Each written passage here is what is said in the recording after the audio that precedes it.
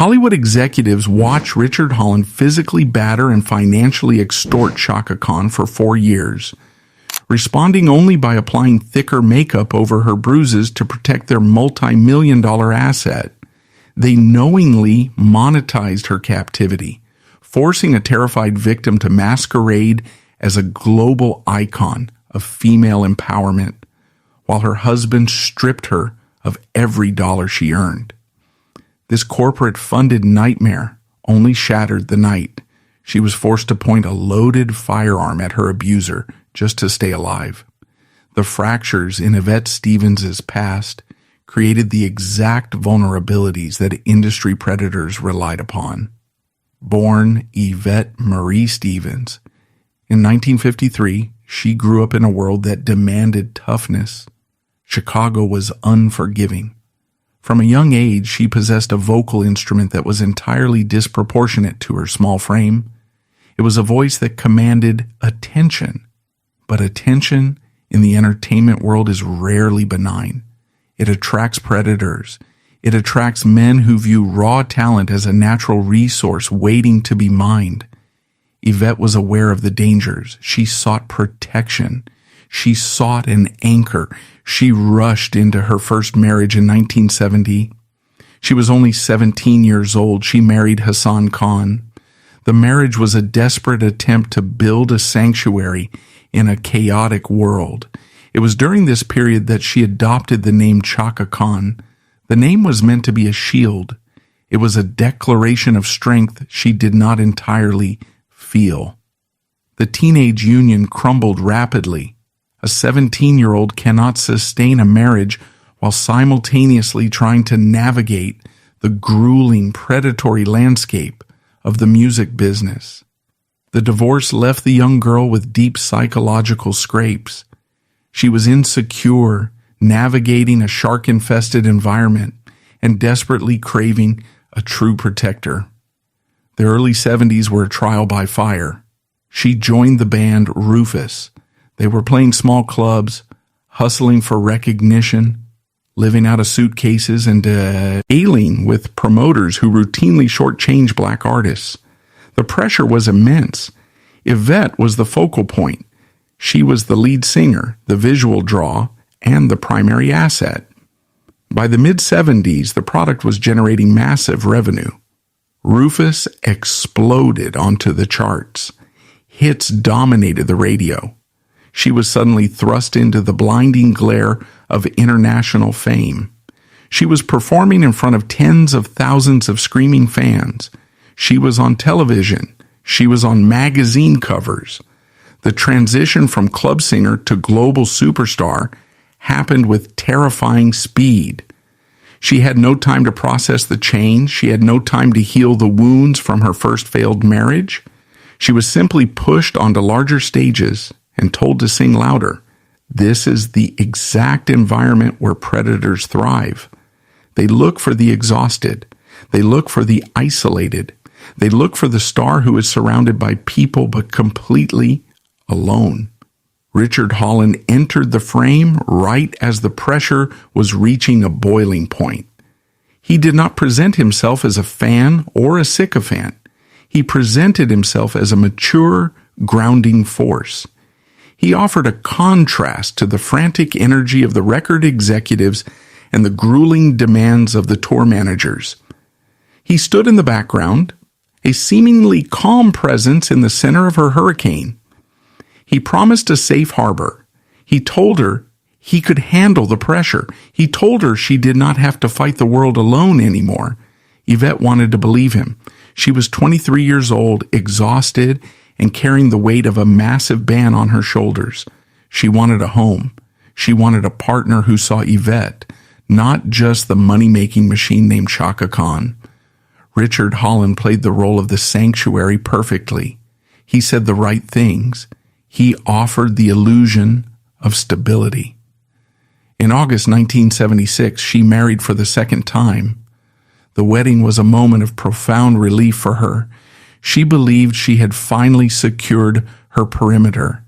She believes she had found a man strong enough to stand beside her and protect her from the vultures of the industry. The stability she sought in marriage quickly dissolved, replaced by a highly controlling environment. Richard Holland had no intention of protecting her. He had every intention of owning her. The calm, supportive demeanor vanished completely. It was replaced by a rigid, tyrannical need for absolute dominance. He did not view her success as a shared victory. He viewed it as a threat to his own ego. He looked at the magazines, he heard the crowd screaming her name, and his insecurity mutated into pure malice. The psychological dismantling began immediately. It started behind closed doors, far from the flashing cameras and the cheering crowds. When the velvet curtains closed and the tour buses parked for the night, the woman standing in front of the dressing room mirror was forced to confront a terrifying reality. The world worshipped Chaka Khan, but the man sharing her bed despised Yvette Stevens. The persona of Chaka Khan was just a suit of armor. It was a manufactured deity, a fierce, untouchable woman constructed to fight off the demands of the world. Richard Holland knew this. He knew that the swagger and the volume were defense mechanisms. Holland exploited her underlying insecurities to systematically dismantle her confidence off stage. He knew she was still carrying the wounds of her teenage years, still struggling with self-doubt, and still starving for genuine affection. He used that starvation against her. He began to systematically break down her confidence. He criticized her appearance. He belittled her intelligence. He told her that her success was a fluke, that the people around her were just using her, and that he was the only one who truly understood how flawed she was. He isolated her mind before he isolated her body. He made her believe that the adoring crowds were being tricked by a facade, and that he was the only one holding the mirror to her true, worthless self. This created a brutal psychological split. Every night before stepping on stage, Yvette had to swallow her rising panic. She had to layer heavy powder over her face, not just to look glamorous, but to hide the exhaustion and the fear.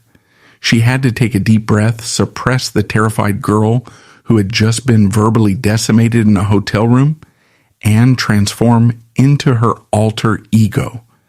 She projected absolute dominance in arenas while absorbing severe emotional abuse in her own home. Richard Holland was a textbook narcissist consumed by pathological jealousy. He could not stand the fact that his wife was the center of gravity in any room she entered. He demanded to be the center of her universe, and when the demands of her career pulled her away, he reacted with punishing cruelty. He began constructing an invisible cage. The first step of any manipulator is isolation. A victim with a strong support network is difficult to control. Richard went to work severing her ties to the outside world. He chased away her friends. He created hostile environments whenever her family visited, making it so uncomfortable that they eventually stopped coming around. He strictly monitored anyone who spoke to her backstage.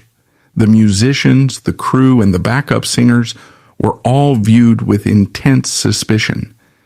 If someone looked at her too long or spoke to her with too much familiarity, Richard would explode in a jealous rage. He made it clear that interacting with the Queen of Funk carried a heavy penalty. The people around her slowly backed away, unwilling to trigger his wrath. She was surrounded by a massive entourage, yet she was completely alone. She had no one to confide in. She had no one to verify her reality. Richard became the sole filter through which she experienced the world off stage. He controlled the narrative. He told her who her enemies were, and he made sure he was the only ally left standing. Once the isolation was secure, the financial extortion began. The financial extortion of a global superstar does not happen with a gun to the head. It happens with a pen, a ledger, and a steady, relentless erosion of boundaries. Chaka Khan was the undeniable engine of a multi-million-dollar enterprise. Rufus, featuring Chaka Khan, was not just a band. It was an economic powerhouse. They were moving massive units of vinyl. They were selling out arenas from coast to coast. The revenue streams were vast. Ticket sales, album advances, mechanical royalties, and merchandise. Millions of dollars were flowing into the accounts generated entirely by the vocal cords and the charisma of the woman fronting the band. Richard Holland stepped into this massive financial ecosystem not as a contributor, but as a parasite. He recognized that controlling the person was only half the battle.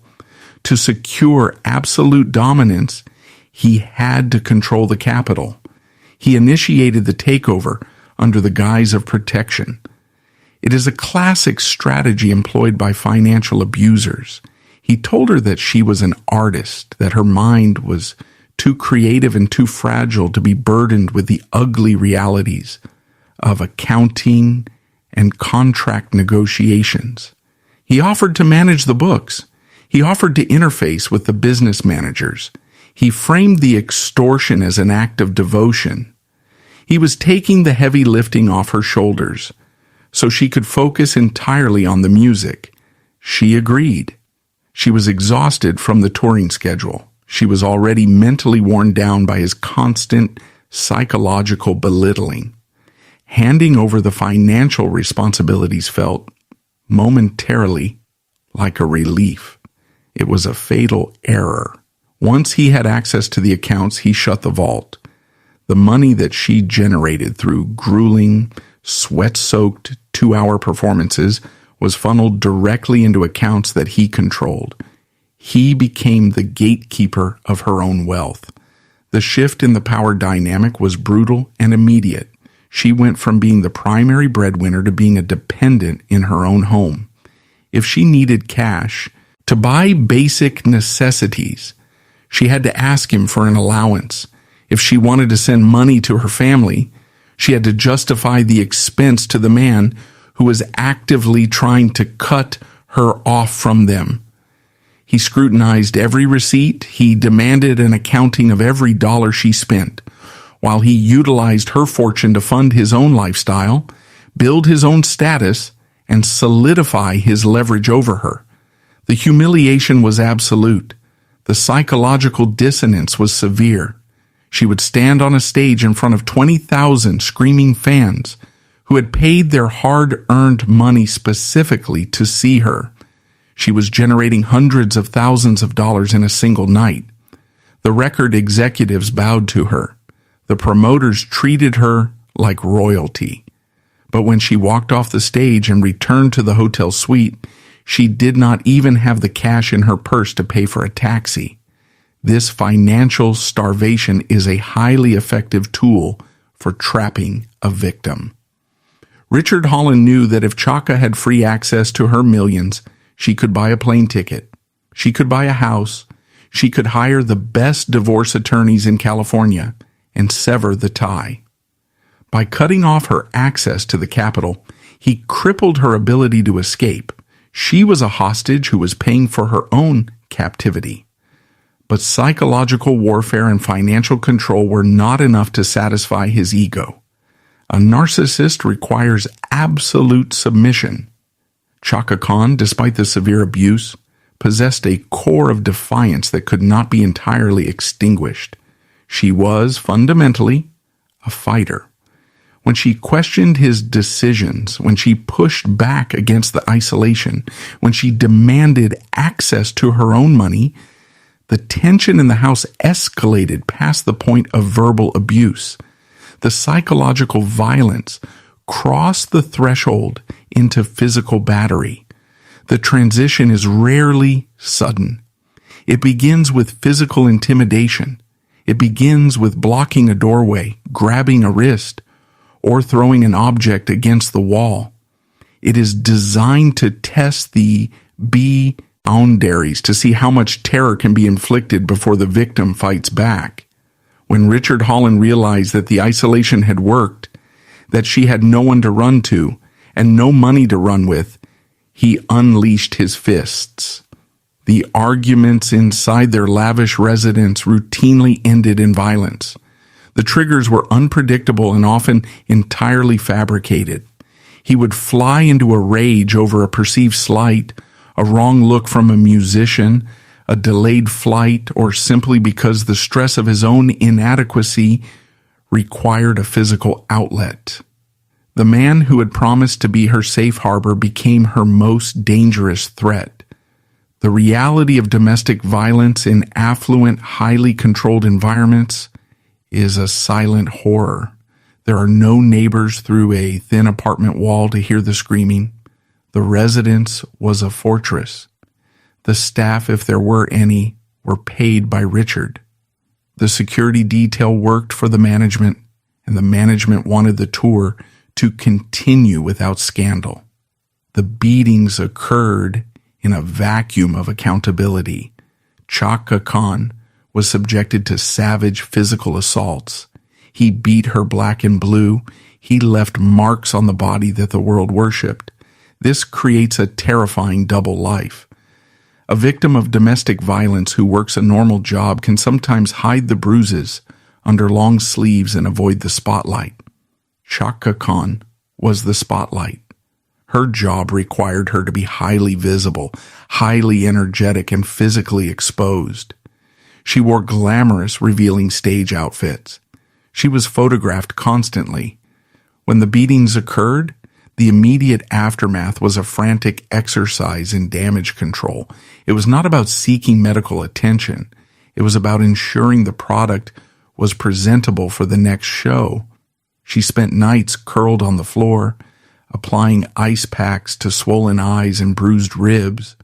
She learned how to breathe shallowly so the pain in her torso would not interfere with her vocal projection. She became an expert in the agonizing arithmetic of survival. CA. Calculating how much physical damage she could sustain and still hit the high notes the next evening. As the calendar pushed toward the end of the 1970s, the situation grew even more dire. In 1979, during the absolute darkest, most violent period of this marriage, she gave birth to their son, Damien. Society often romanticizes pregnancy as a time of protection and reverence. For a woman trapped with a batterer, pregnancy is a period of extreme, heightened vulnerability. The abuser often views the unborn child as a competitor for the victim's attention. The physical limitations of pregnancy make the victim less able to defend herself. The violence rarely stops. It often escalates. Chaka Khan navigated the grueling demands of a superstar's schedule while pregnant, carrying the physical weight of a child and the psychological weight of a violent husband. When Damien was born, the dynamic of the hostage situation shifted fundamentally. The stakes were no longer just about her own survival. The stakes were now lethal. For a mother, there is a pressure far heavier, far more paralyzing than physical abuse. It is the sound of a crying child in a war zone. Whenever Richard flew into a blind rage, the parameters of her terror expanded. Her greatest fear was no longer the fist landing on her own face.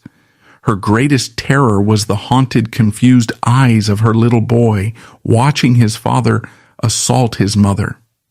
She had to absorb the blows while trying to shield the infant. She had to muffle her own screams so as not to terrify the child further. The home, which should have been a nursery, was a combat zone. Damien became the ultimate leverage. Richard Holland weaponized the child. He knew that the maternal instinct was the strongest force inside her. He knew she would endure unspeakable agony to protect her son. She was trapped in a sickening, impossible dilemma. If she packed a bag in the middle of the night and fled, where would she go? He controlled the bank accounts. She had no cash to rent an apartment. If she ran, he would use her resources to hire a fleet of lawyers. He would point to her grueling tour schedule, her exhaustion, and the chaotic nature of the music business, And he would argue that she was an unfit mother. He would use the court system to take Damien away from her. If she stayed, she was subjecting her son to a daily nightmare. She was allowing him to grow up in an environment where violence was normalized, where the man was a tyrant and the woman was a punching bag. She was watching the cycle of trauma prepare to infect the next generation. The entrapment was absolute. She was paralyzed by the very love that was supposed to bring her joy, and she could not simply stop working to figure a way out. The machine required fuel. The record label expected albums. The promoters had booked arenas. The tour buses were idling in the driveway. The industry relentlessly pushed her to perform, to generate the revenue that Richard was stealing. This meant she had to frequently leave the house. She had to board airplanes and travel across the country, leaving her infant son in the same house as the man who was beating her. The psychological torture of standing on a stage in New York, knowing your baby is in California with a violent, unpredictable narcissist, is an agony that defies description. She sang her heart out to strangers, while her own heart was being fed into the showbiz meat grinder. She was drowning in plain sight. She was a battered wife, an extorted worker, and a terrified mother.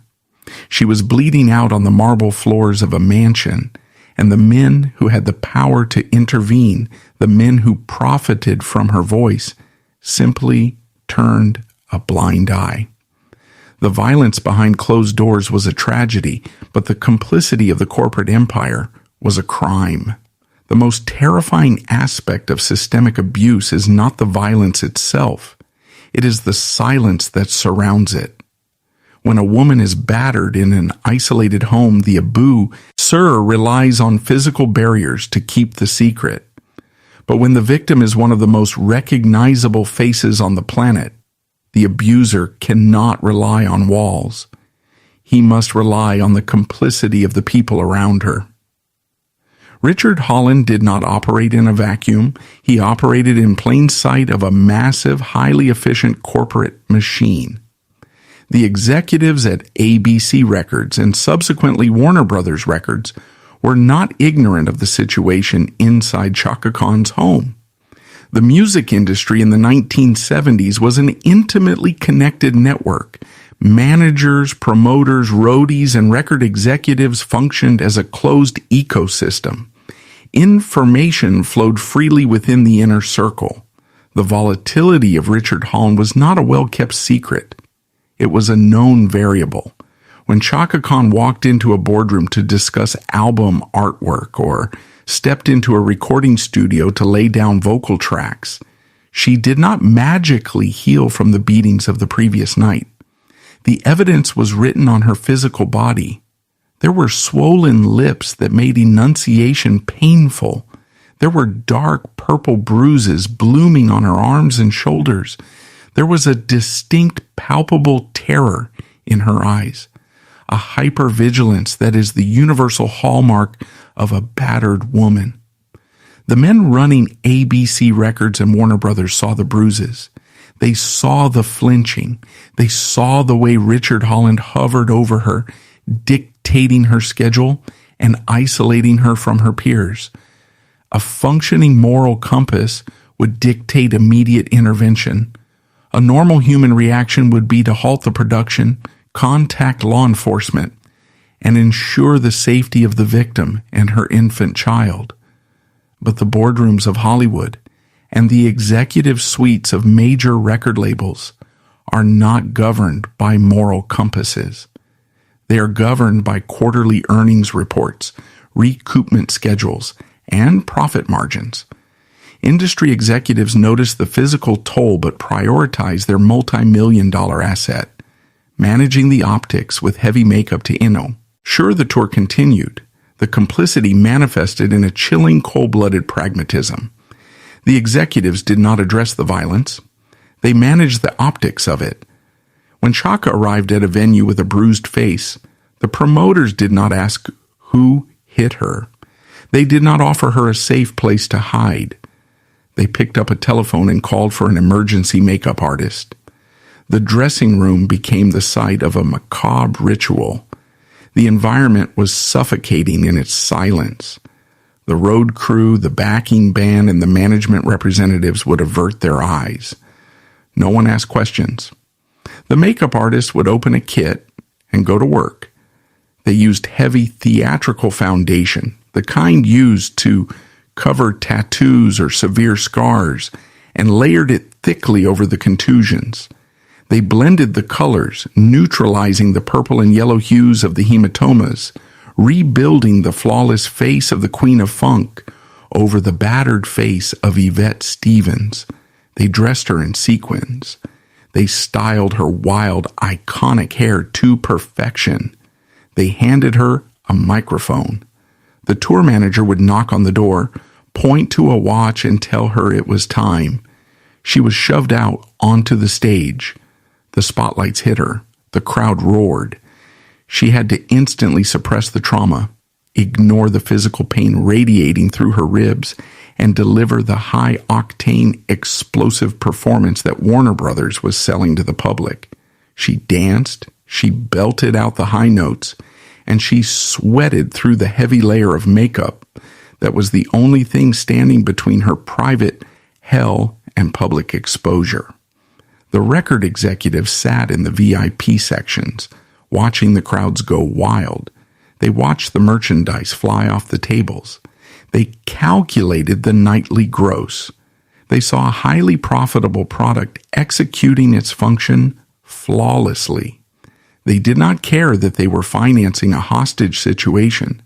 They were the silent partners in Richard Holland's domestic terror campaign, providing the capital and the cover-ups necessary for him to maintain his control. This corporate sociopathy reached its staggering cynical climax in 1978.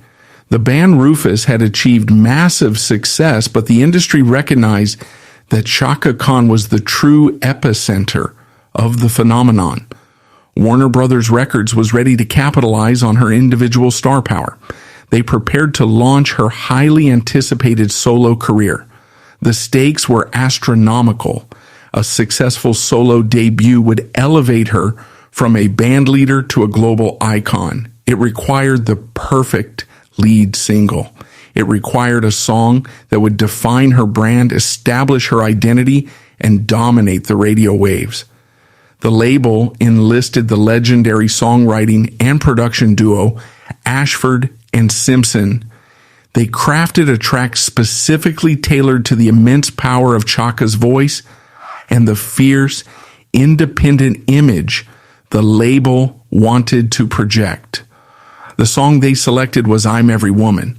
The historical context of this decision is what makes it one of the most deeply unsettling paradoxes in music history.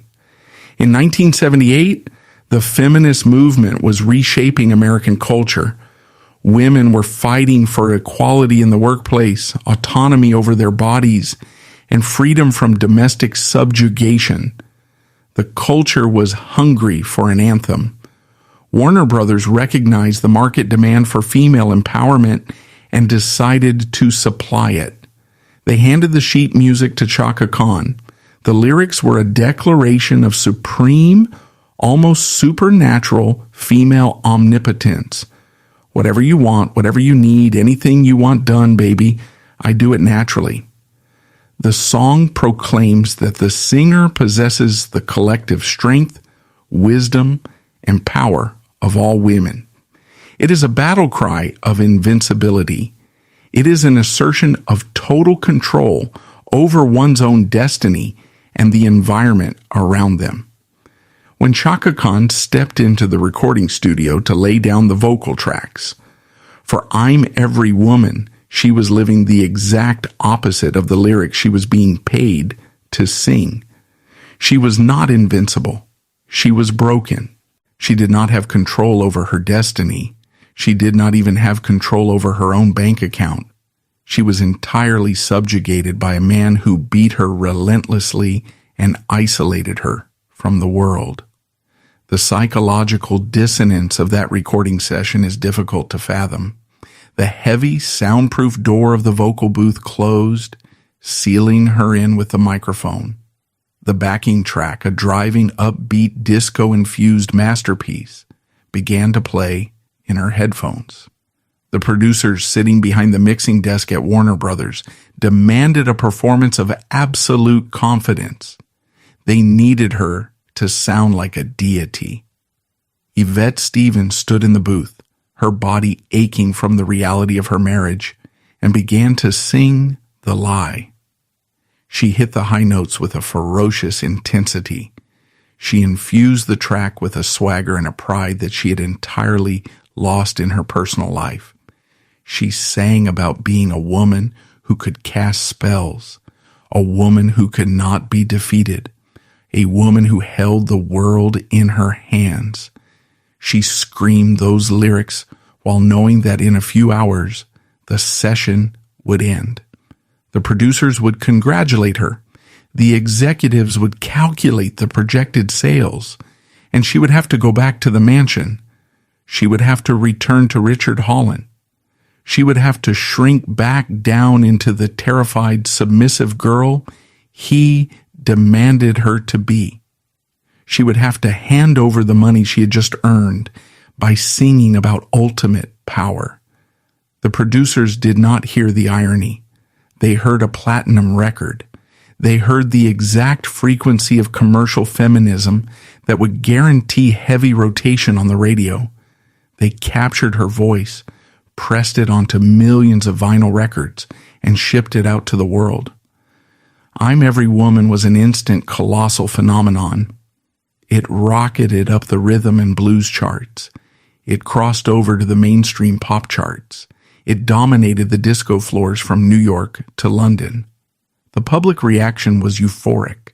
Millions of women bought the record. They played it in their cars. They danced to it in clubs. The song became a cultural touchstone. It provided a soundtrack for women who were leaving abusive relationships, demanding equal pay, and finding their own voices. Chaka Khan became the poster child for the fierce, independent, modern woman. She was heralded as a symbol of liberation. The cruelty of this specific success was a heavy, suffocating weight on her psychology. She had to embark on a massive promotional tour for the single. She had to sit in front of television cameras, flash her brilliant smile, and talk about the empowering message of the song. Interviewers asked her how it felt to be an icon of strength. They asked her for advice on how to be confident. She had to lie to their faces. She had to maintain the illusion that Warner Brothers had constructed. Every time she performed I'm Every Woman on national television, she was actively deceiving the millions of women who looked up to her. The fans who found the courage to leave their abusive husbands because of her song had no idea that the woman singing it to them was still trapped. The audience was buying a manufactured superhero cape, completely unaware that it was draped over a victim who was bleeding internally. This is the ultimate indictment of the entertainment empire. They did not just ignore her abuse. They actively monetized it through extreme psychological manipulation. They forced a battered woman to become the face of invincibility. They utilized her massive vocal talent to sell a concept of freedom that they were actively denying her in reality. Warner Brothers Records and the surrounding management infrastructure built a fortress of profitability around Richard Holland's violence. By transforming Chaka Khan into an untouchable feminist icon, they made it even harder for her to seek help.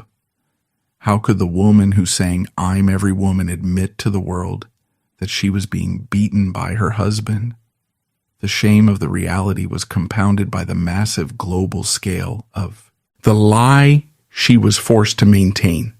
The label knew that if the truth came out, the brand would be irreparably damaged. You cannot sell empowerment anthems from a woman who is photographed with a black eye. Therefore, the black eye had to be hidden at all costs. The makeup had to be applied thicker. The smiles had to be brighter. The vocal runs had to be louder.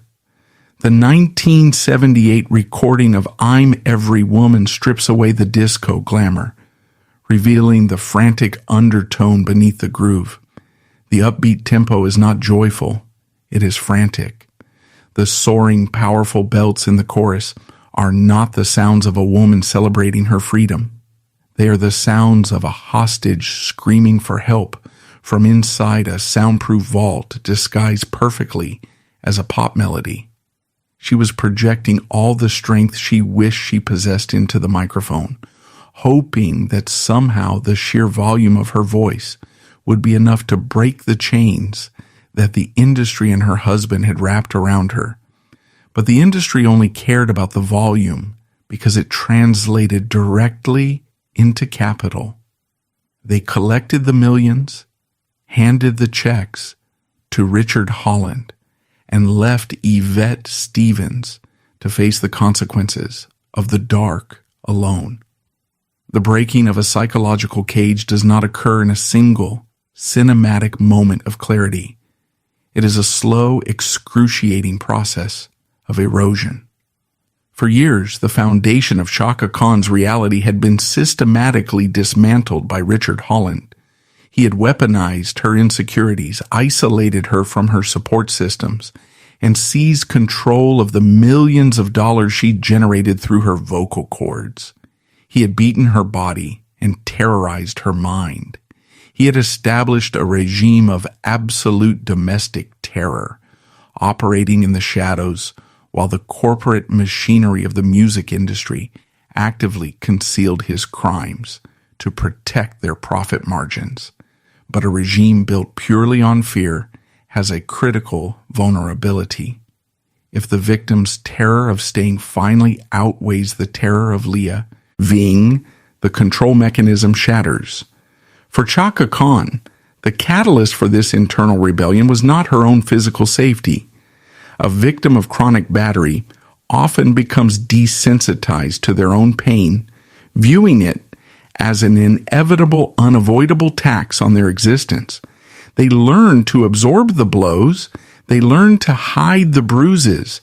The catalyst that finally broke the trauma bond was the presence of her son Damien.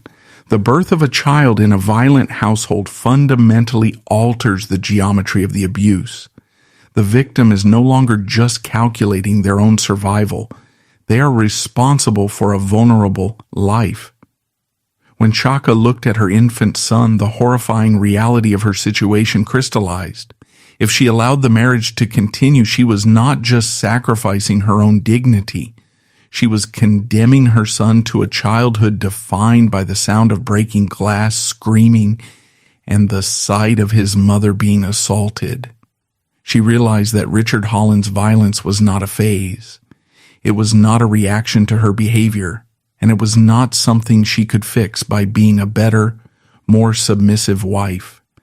It was his fundamental nature. It was his preferred method of control. This realization triggered a shift from passive endurance to active, calculated survival. She recognized that she could not appeal to his humanity because he possessed none. She could not appeal to the record executives at Warner Brothers because they viewed her as a highly profitable machine, not a human being in crisis. If she was going to escape, she had to orchestrate the extraction herself. The logistics of escaping a financially controlling abuser are incredibly complex and dangerous. Richard Holland scrutinized every dollar that moved through their accounts. He monitored her schedule. He monitored her interactions. To legally separate from him, she needed to secure legal representation, and she needed to do it without leaving a paper trail or a financial footprint that he could detect. This required a covert operation within her own life. The woman who stood on stages in front of thousands, surrounded by an army of roadies and managers, had to operate in absolute secrecy. She had to find moments of unmonitored time. She had to quietly consult with divorce attorneys, utilizing the few trusted individuals she had left to pass messages and secure representation. The psychological strain of this dual existence was immense. She had to continue performing the role of the compliant, subjugated wife at home to avoid triggering his suspicion, while simultaneously plotting the legal demolition of his control. She had to smile across the dinner table at the man who beat her, knowing that the paperwork to destroy his empire was being drafted. In December 1980, the covert operation was executed. The trap was sprung. Chaka Khan officially filed for divorce from Richard Holland. The serving of divorce papers to a narcissistic abuser is not the end of the conflict. It is a declaration of total war. When Richard Holland received the legal documents, the reaction was explosive. The paperwork represented the total annihilation of his primary power source. It meant that the multi-million-dollar cash flow generated by the Queen of Funk was no longer under his absolute jurisdiction. It meant that his status, his leverage, and his control over a global superstar were being systematically stripped away by the California family court system. Narcissists do not process the loss of a partner as a heartbreaking emotional failure. They process it as an unacceptable theft of their property.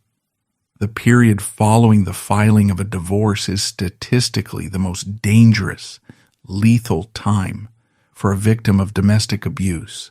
When the abuser realizes that physical intimidation and psychological manipulation have failed to keep the victim in line, the violence often escalates to extreme, desperate measures. The goal is no longer just control. The goal is punishment. The goal is to destroy the asset if the A can no longer own it. Chaka Khan entered this lethal red zone at the dawn of 1981. The separation was physically enacted, but the psychological and logistical decoupling was a grueling, agonizing process. She moved out. She attempted to establish a secure perimeter. She tried to build a wall between herself and the man who had terrorized her for 4 years, but the architecture of the music industry made true safety impossible. A battered woman who works in an office can change her routine. She can change her commute. She can hide. Chaka Khan could not hide. Her job required her to be one of the most visible women on the planet. Her locations were public knowledge. Tour dates were printed in magazines months in advance. The addresses of the recording studios where she worked were known to industry insiders. Her life was an open map. Warner Bros. Records did not halt their operations to allow her to secure her physical safety. The corporate machine required fuel, and her voice was the primary resource. In 1981, the label demanded the completion and promotion of her third solo studio album, What Cha Gonna Do For Me. The album was a critical and commercial imperative.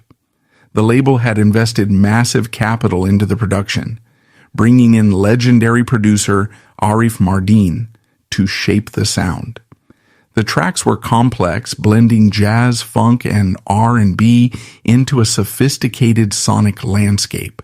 It required intense, focused vocal performances.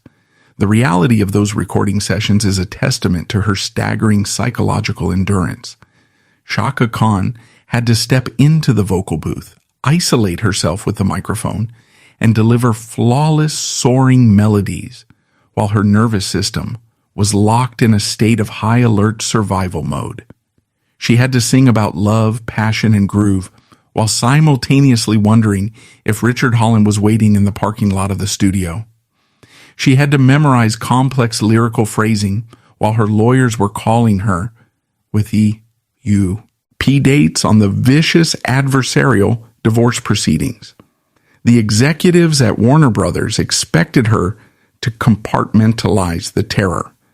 They expected her to leave the trauma at the door of the studio, deliver the platinum product, and then embark on a grueling promotional tour. She had to stand on stages, bathed in spotlights, knowing that the darkness beyond the edge of the stage could conceal the man who had sworn to punish her for leaving. The physical exhaustion of a world tour, combined with the severe chronic anxiety of being stalked by an aggressive, desperate ex-partner, pushed her physical and mental limits to the absolute breaking point. Richard Holland did not retreat into obscurity quietly. He utilized the separation period to engage in relentless psychological warfare.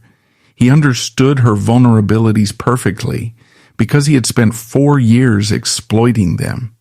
He used his remaining access, the lingering legal ties, and the shared custody issues regarding their son to maintain a continuous, threatening presence in her life. He made it clear that the divorce decree on a piece of paper did not guarantee her safety. He wanted her to look over her shoulder for the rest of her life. He wanted to maintain the lease on the real estate inside her head. The escalating tension culminated in December 1981. It had been exactly 1 year since she filed for divorce. The legal battles were ongoing. The financial decoupling was messy and adversarial. Richard Holland was enraged, legally cornered, and increasingly volatile. His access to her wealth had been severely restricted. His status in the industry, which was entirely dependent on his proximity to her, was evaporating. He was a parasite forcibly detached from the host, and he was starving. The exact timeline of the confrontation was driven by his refusal to accept boundaries. He tracked her down. He violated the perimeter she had tried to establish. He arrived at her residence. A home is supposed to be the ultimate sanctuary. It is the one place where a public figure can lock the doors, draw the blinds, and exist without armor. When an abuser breaches that sanctuary, the psychological violation is absolute. The illusion of safety is shattered instantly. The details of the intrusion represent the classic escalation of an abuser losing their grip. He did not arrive to negotiate. He did not arrive to seek closure. He arrived to enforce his dominance. He forced the confrontation. The air in the residence turned to ice. The arguments that had characterized their marriage, the screaming, the threats, the heavy suffocating weight of his narcissistic rage flooded the space. He cornered her. The physical intimidation began. He used his size, his volume, and his history of inflicting severe pain to back her into a corner. He looked at her with the same contempt, the same absolute certainty of ownership that he had displayed during every beating of their 4-year marriage. He believed that the dynamic had not changed. He believed that the divorce papers were just a legal technicality, and that in the raw physical reality of that room, he was still the master, and she was still the victim. He expected her to cower. He expected her to absorb the abuse. He expected her to submit to the terror he was projecting. He made a catastrophic miscalculation. He was dealing with a woman who had spent the last 12 months surviving the hardest transition of her life. He was dealing with a mother who had looked at her infant son and sworn that the violence would end. He was dealing with a human being who had reached the absolute non-negotiable limit of her endurance. As he advanced, the terrified, submissive girl named Yvette, the girl he had beaten into compliance for 4 years, vanished completely. The instinct for pure biological survival took over. She realized in a fraction of a second that no one was coming to save her. The security detail was not in the room. The executives at Warner Brothers, who profited so heavily from her voice, were asleep in their mansions. The police would not arrive until the violence was already over. If she allowed him to close the distance, if she allowed him to lay his hands on her again, she might not survive the encounter. She backed away. She reached for the only mechanism of defense available to her. She grabbed a firearm. The cold, heavy weight of the steel in her hand shifted the balance of power in the room instantly. The introduction of lethal force into a domestic violence situation is the ultimate escalation. It is the moment where the power dynamic is reduced to physics and ballistics. She raised the weapon. She aimed it at the man who had terrorized her, extorted her, and beaten her. Richard Holland did not stop. The arrogance of the abuser often blinds them to the reality of consequence. He had spent years conditioning her to be powerless. He could not process the fact that she was holding the ultimate power in her hands. He believed she would not pull the trigger. He believed the conditioning would hold. He dared her to defend herself. She pulled the trigger. She fired a warning shot to force him out of the residence, which successfully neutralized the immediate physical threat. Following the incident, she contacted the police herself. The authorities investigated the altercation and, acknowledging the documented history of abuse, ultimately dropped the charges, recognizing her actions as self-defense. She had survived the marriage. She had survived the confrontation. She had survived the criminal justice system. But the concept of survival is often misunderstood as the end of the story. In the reality of severe trauma, survival is merely the beginning of the aftermath. The physical bruises from Richard Holland's fists eventually faded. The legal paperwork from the divorce was finalized, officially severing the marital bond and removing his legal access to her finances. The crisis management team at Warner Bros. Successful. I spun the narrative, allowing the touring schedules to resume and the albums to continue selling. But the psychological architecture of her mind had been fundamentally shattered. You cannot endure 4 years of severe domestic terror, followed by a year of stalking culminating in a violent confrontation where you are forced to fire a weapon at a human being and simply walk back onto a stage and sing disco songs. The nervous system does not reset. The hypervigilance remains. The trauma embeds itself into the cellular memory of the body. She was free from the abuser, but she was trapped in the wreckage he left behind. The music industry, true to its cold-blooded nature, offered no time for rehabilitation. They offered no psychological support. The executives saw that she had beaten the charges, and their immediate response was to hand her a microphone and point her toward the nearest stadium. The machine demanded to be fed. The Warner Brothers empire viewed her severe substance dependency not as a medical crisis, but as an operational cost. They relentlessly pushed her through grueling tours to extract every ounce of revenue. When the chemical toll finally began to degrade her output, they coldly slashed her promotional budgets and withdrew their support in search of younger, cheaper assets. The road to sobriety is rarely cinematic. It is an agonizing, unglamorous process of physical and psychological detoxification. For a woman who had spent decades relying on severe intoxication to silence the echoes of Richard Holland's fists, removing the chemicals meant facing the terror completely unprotected. She entered rehabilitation facilities multiple times. She experienced the brutal physical sickness of withdrawal, but the true agony was the therapeutic process. She had to sit in sterile rooms and verbally dissect the years of abuse. She had to confront the reality that she had been targeted, isolated, and systematically dismantled by a narcissistic predator. She had to process The profound betrayal of the executives at ABC Records and Warner Brothers, men who had looked at her bruised face and seen nothing but a profit margin. Most devastatingly, she had to forgive herself. Victims of severe financial and psychological control often carry a crushing burden of unwarranted guilt. Richard Holland had spent 4 years programming her to believe that she deserved the beatings, that she was incompetent, and that she was responsible for his explosive rage. The industry had reinforced this by treating her as a machine rather than a human being.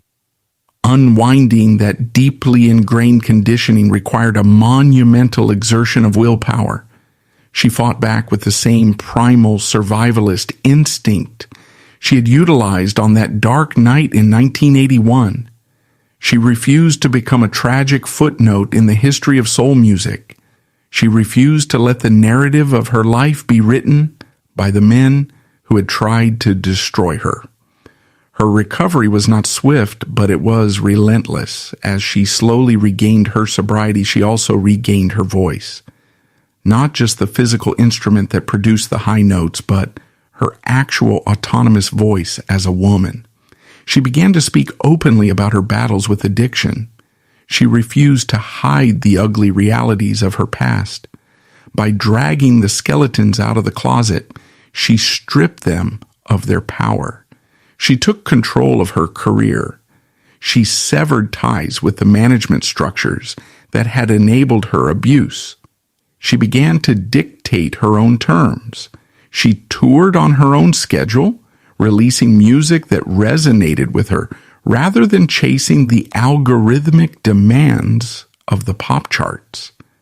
The audiences who had once bought the manufactured illusion of the invincible superhero now connected with the authentic reality of the survivor. They did not just come to hear the hits, they came to pay their respects to a woman who had walked through hell and returned intact. When the California legal system forcibly detached him from Chaka Khan's bank accounts, and when the subsequent armed incident rendered him too toxic for the Hollywood elite to associate with, his reality collapsed. Following the divorce and the violent confrontation, Holland was effectively blacklisted from the industry inner circles he had relied upon, though he later reemerged in 1999 to sue Khan over claims made in her autobiography. His influence over her life and career was permanently severed. The contrast is staggering. Chaka Khan, the woman he had tried to break, evolved into an indestructible global icon. She amassed a staggering 10 Grammy Awards. She sold an estimated 70 million records worldwide. She was inducted into the Rock and Roll Hall of Fame. Her voice influenced generations of singers who followed in her wake, from Mary J. Blige to Whitney Houston. But her most profound achievement was not printed on a platinum plaque. Her most profound achievement was her survival. She outlived the abuse. She outlasted the addiction, and she outplayed the corporate machine. She beat the system. She reclaimed her name. She secured her legacy. She stands today not as a victim of Richard Holland nor as a product of Warner Brothers, but as the sole author of her own destiny. Chaka Khan has proven the mettle of a true queen by conquering her abusive husband and her chemical demons to stand tall today. But her story remains a damning indictment of the cold-blooded entertainment industry, an establishment entirely willing to trample on an artist's tears and safety for the sake of profit. The executives who looked the other way, the promoters who ordered the makeup artists to cover the bruises, and the corporate lawyers who protected the brand over the human being, they all have blood on their hands. They constructed an evil empire that fed on the vulnerability of a young woman, and they must be held accountable in the court of historical truth. If you feel the rage at the injustice inflicted upon our queen, and if you want to continue draggy among the hidden crimes of Hollywood, out of the neon-lit shadows and into the harsh light of reality. Leave a comment below and hit that subscribe button for Black Soul Dynasty. The truth must be brought to light. We will see you next time.